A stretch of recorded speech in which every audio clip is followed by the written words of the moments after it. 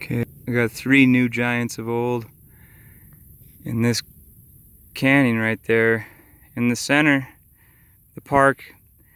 It looks like he's African, possibly, and he's looking up. The center park that you see in the center of the screen, looks like a male's face, and he's looking up. And it looks like he's got a crown on, or some kind of a taller hat, or maybe it's a elongated skull. But to the right of that open park, there's another park before the trees that run down into the canyon. To the right of the man, there's a woman standing there, and she's looking down at his waist. It looks like her down maybe below him.